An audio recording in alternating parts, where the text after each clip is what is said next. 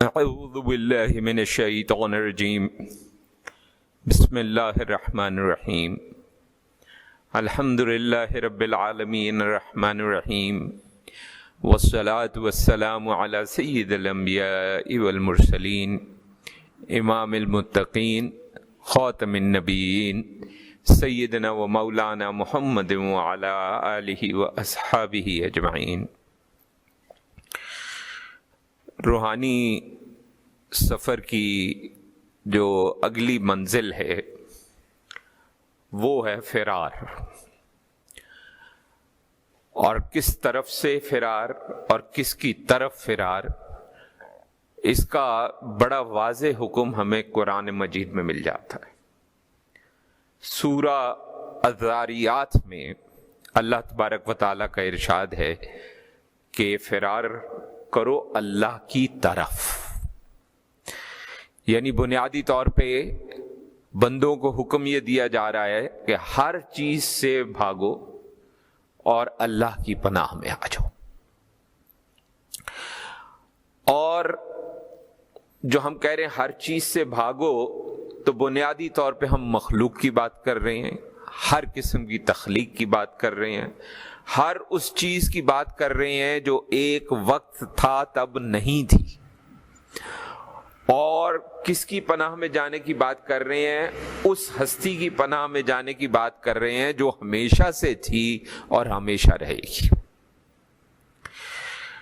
یہ جو فرار ہے، اس فرار کے اندر بھی معاملہ کچھ یوں ہے کہ عام انسان کیا اختیار کرے، کیسے اختیار کرے، خاص لوگ جو ہیں وہ کیا اختیار کریں اور کیسے اختیار کریں، اور جو خاص الخاص ہیں، یعنی خاص میں سے بھی جو خاص ہیں جن میں اولیاء اللہ کا شمار ہوتا ہے علیہم الرحمہ، وہ کہاں سے فرار کریں اور کس طرف فرار کریں، کیا کریں اور کیسے کریں۔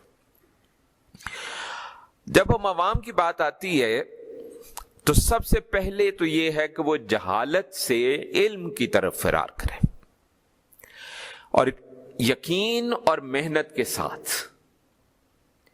یعنی بندہ ہر قسم کی جہالت سے، ہر قسم کی لا علمی سے، ہر قسم کی گمراہی سے بھاگے اور علم نافع حاصل کرے۔ علم نافع میں گو کہ علماء کا یہی کہنا ہے کہ علم نافع صرف قرآن کا علم ہے، قرآن کا، حدیث کا، علوم شرعیہ جنہیں کہتے ہیں اس کا۔ لیکن حقیقت یہ ہے کہ ہر وہ علم، چاہے وہ دنیا کا ہو چاہے وہ دین کا ہو، جس سے ہمیں بھی نفع حاصل ہو اور اللہ کی مخلوق کو بھی نفع حاصل ہو، وہ علم نافع ہے۔ لیکن ظاہر ہے کہ اصل اعتراض جو ہے، جو جائز اعتراض ہے، وہ یہ ہے کہ انسان علوم شریعہ کی طرف سے بالکل ہی منہ موڑ لے اور صرف دنیاوی علوم میں علم نافع حاصل کرے۔ یہ بہرحال اس پہ واقعی جائز اعتراض بنتا ہے۔ ہر مسلمان پہ علم حاصل کرنا لازم قرار دیا گیا ہے، فرض قرار دیا گیا ہے۔ اس میں دنیاوی معاملات تو شامل ہی ہیں، لیکن اس میں دینی معاملات بھی شامل ہیں۔ بنیادی دینی معاملات عوام میں ہر شخص کے لیے لازم ہے کہ وہ حاصل کرے۔ اور یہ جو علم ہے، یہ صرف معلومات نہیں ہے، یہ ایک یقینی علم ہے جس سے دل پختہ ہو جائے انسان کا، جس سے حاصل کرنے کے بعد عمل کرنے کی خواہش پیدا ہو جائے، عمل کرنے کی فکر پیدا ہو جائے، کیونکہ علم جو ہے اس کے بغیر نجات ممکن نہیں ہے۔ ہر مسلمان پر جب فرض ہے، اس میں عقیدہ، عبادات، اخلاق وغیرہ وغیرہ، یہ ساری چیزیں جو ہیں وہ اس میں شامل ہیں، تاکہ اس کا ایمان درست رہے، اور ایمان درست ہوگا تو عمل بھی درست ہوگا، اور یہ عمل صرف دینی معاملے میں نہیں ہے، اس کا دنیاوی معاملات میں بھی عمل جو ہے وہ درست رہے گا۔ دوسری بات عوام کے لیے جو ضروری ہے وہ یہ ہے کہ وہ کاہلی سے چستی کی طرف فرار حاصل کریں، انتہائی ہوشیاری کے ساتھ اور انتہائی عزم کے ساتھ۔ یہاں بھی بات ہم نے تھوڑی دیر پہلے جو کہی کہ علم کافی نہیں ہے، عمل ہونا بھی ضروری ہے۔ تو اس کے لیے کاہلی، سستی، ٹال مٹول، اس سے جان چھڑانی ہوگی۔ اگر آپ کو یاد ہو تو جس وقت ہم باطنی بیماریوں کی بات کر رہے تھے تو وہاں پر بھی ہم نے کاہلی اور سستی کا تذکرہ کیا تھا۔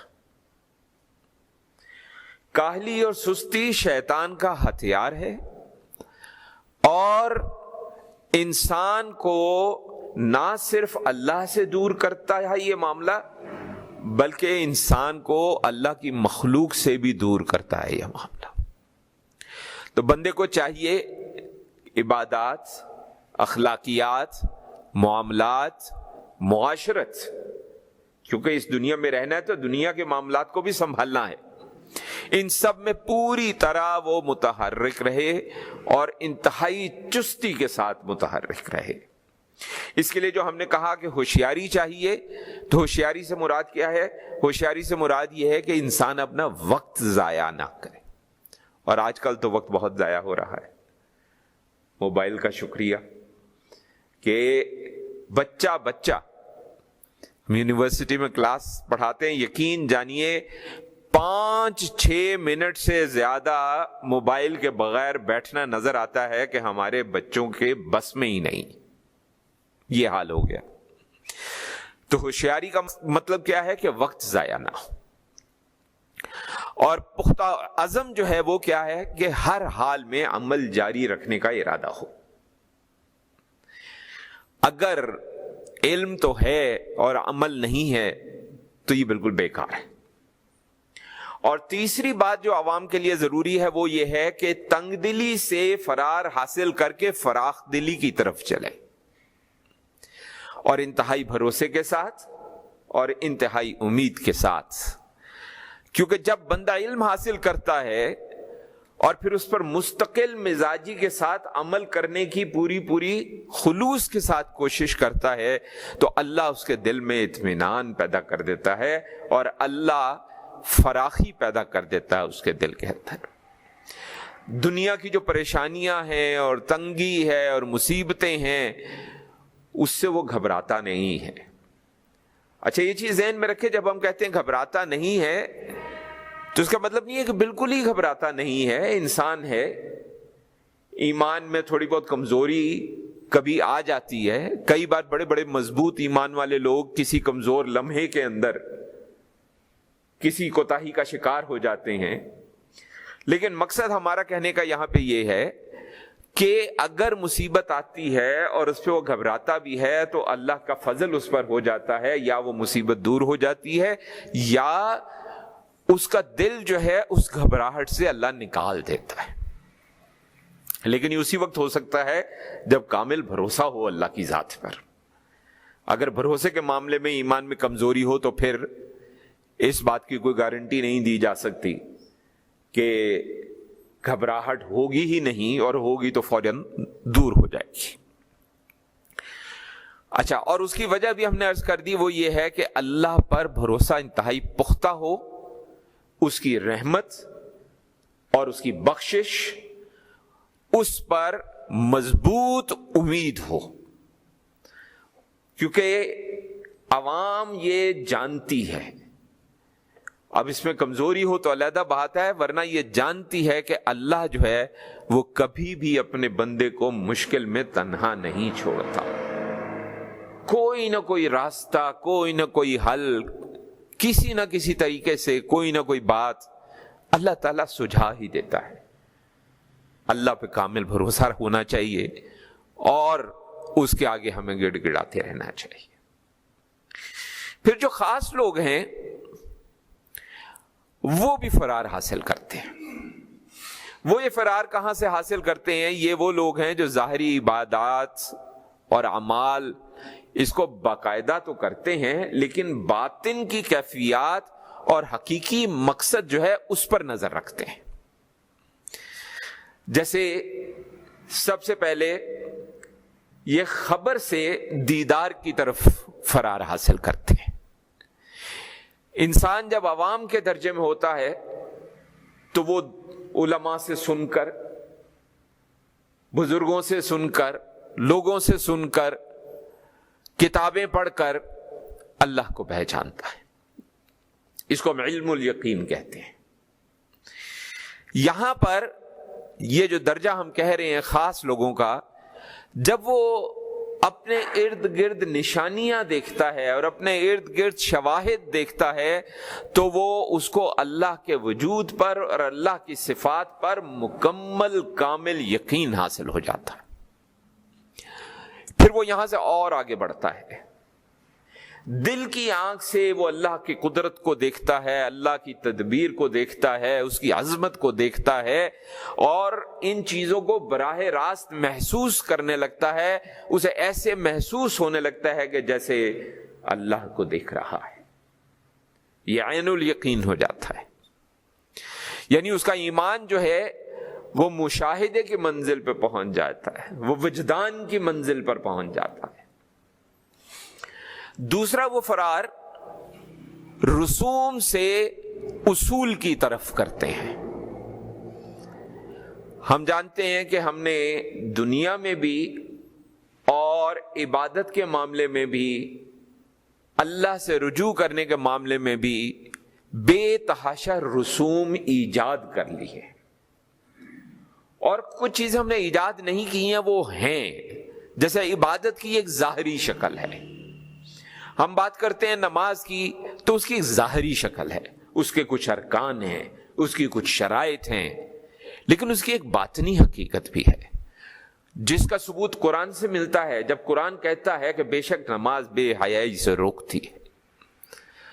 اب اگر ہم 5 وقت کی نماز با جماعت ادا کرتے ہیں اور تہجد بھی ادا کرتے ہیں اور کثرت نوافل بھی کرتے ہیں اور ہم قرآن بھی پڑھتے ہیں اور ہم حدیث بھی پڑھتے ہیں، لیکن ہم بے حیائی سے باز نہیں آتے، تو اس کا مطلب یہ ہوا کہ نماز کے باطنی جو رکن ہے وہاں تک ہماری رسائی ابھی نہیں ہو سکی. ہم نے ایسے لوگ دیکھے ہیں اور آپ نے بھی دیکھے ہوں گے، انتہائی نیک ہیں، انتہائی پرہیزگار ہیں. ابھی پچھلے دنوں ہی ہمارے حلقے کے اندر ایک صاحب کے ہاں ایک شادی کی تقریب تھی اور وہ صاحب انتہائی نیک پرہیزگار، نمازی اور مختلف لوگوں کی صحبت میں بیٹھنے والے اور مختلف قسم کی جو اجتماعات ہیں، کوئی جماعت ہے، کوئی جو بھی معاملات ہیں دینی، جہاں بھی ان کو موقع ملتے وہ اس میں بڑے زور و شور کے ساتھ جو ہے وہ شرکت کرتے ہیں.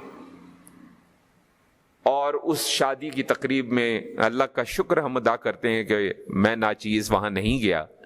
الحمدللہ اللہ کا شکر ہے کہ میں نہیں گیا، اور اللہ کا شکر ہے کہ بہت قریبی ہونے کے باوجود ہماری بیگم اور ہمارے بچوں میں سے بھی کوئی نہیں گیا. ہم اس پہ اللہ کا شکر ادا کرتے ہیں.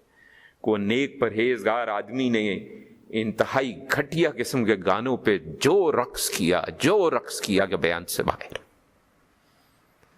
اس کا مطلب اس کی نیکی، اس کی پرہیزگاری جو ہے اس کے باطنی پہلو تک وہ شخص نہیں پہنچ سکا. اللہ تعالیٰ سب پہ کرم فرمائے. تو نماز میں خشوع ہونا، نماز میں خضوع ہونا، اللہ سے تعلق کا احساس پیدا ہونا، یہ اس کی باطنی سمت ہے. ظاہری تو وہی ہے، وضو ہونا چاہیے، پاکی ہے، غسل میں ہونا چاہیے، وضو ہونا چاہیے، اس طرح سے کھڑے ہونا ہے، ہاتھ ایسے باندھنا ہے، رکوع ایسے کرنا، یہ ظاہری ارکان ہیں، یہ بھی لازم ہے. لیکن یہ بھی ضروری ہے کہ ہماری عبادت جو ہے وہ ہمیں ظاہری پہلوؤں سے نکال کر باطنی پہلو تک پہنچائے. تو یہ جو درمیانے درجے کے لوگ ہیں، جو خاص لوگ ہیں، ان کی توجہ ادھر ہوتی ہے، ان کی کوشش ادھر ہوتی ہے، ان کا خیال اور ارادہ ادھر ہوتا ہے کہ ہم نماز پڑھ رہے ہیں تو نماز کے باطنی پہلو بھی ہمیں حاصل ہو جائیں. اور یہ عبادت کی روح کیا ہے اور عبادت کا اصل مقصد کیا ہے اس پر توجہ رکھتے ہیں. اور وہ نماز کو صرف ظاہری ارکان سمجھنے کی بجائے وہ اس کو ایک طرح سے اللہ سے ملاقات کا ذریعہ سمجھتے ہیں. اب یہ بنیادی طور پہ بات بظاہر بہت سے لوگوں کو عجیب لگے اللہ تعالیٰ سے ملاقات، تو آپ یہ نہ بھولیں، وہ ہم بار بار یاد کراتے ہیں حدیث جبرائیل کہ احسان کا درجہ کیا ہے، نماز ایسے پڑھ جیسے تو اللہ کو دیکھ رہا ہے، اور ایسے نہیں تو کم از کم ایسے کہ اللہ تجھے دیکھ رہا ہے۔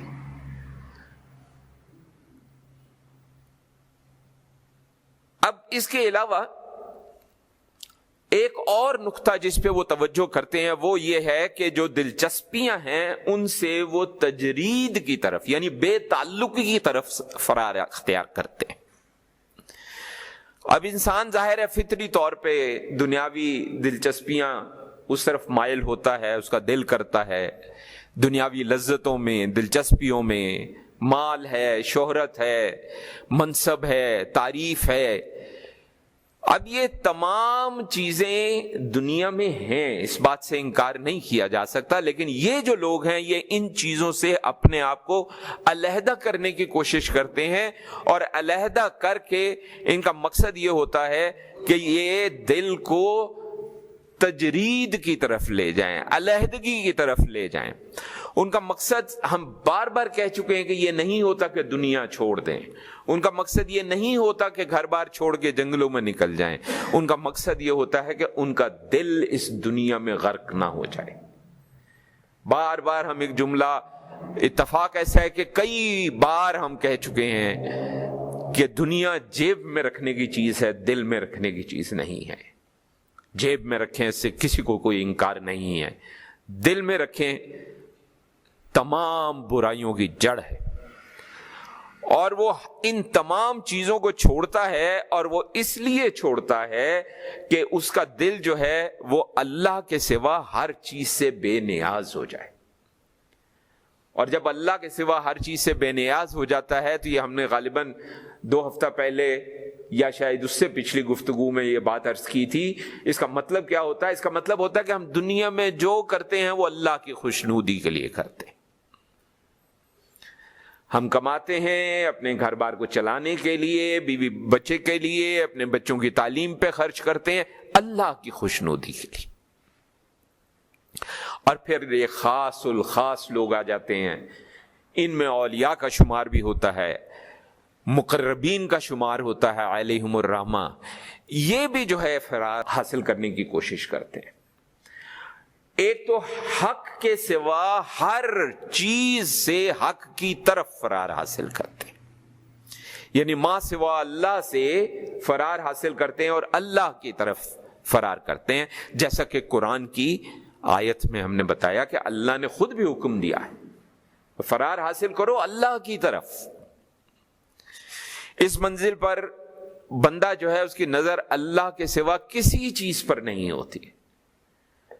اب جب یہ کہتے ہیں بزرگ کہ ہر شے میں وہ اللہ کو دیکھتا ہے، تو ایک چیز ذہن میں رکھیں کہ یہ سب اللہ کے مظاہر ہیں، اللہ کی جو مخلوق ہے، جو تخلیق ہے، یہ سرسبز پہاڑ ہیں، یہ خوبصورت نظارے ہیں، موسم کا اچھا ہونا ہے، یہ سب چیزیں اگر ہمیں اللہ کی طرف لے کر نہیں جا رہی ہیں تو کہیں ہم میں کمی ہے۔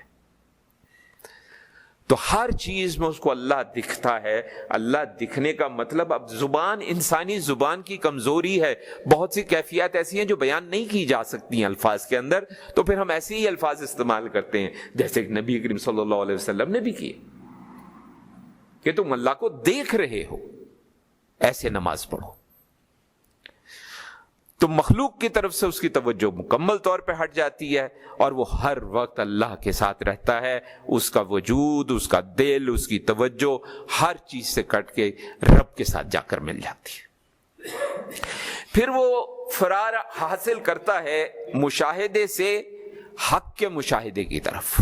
اس کو ہم نے تھوڑی دیر پہلے بھی بیان کیا تھوڑا سا، لیکن یہاں پہ کیفیت زیادہ گہری ہو جاتی ہے۔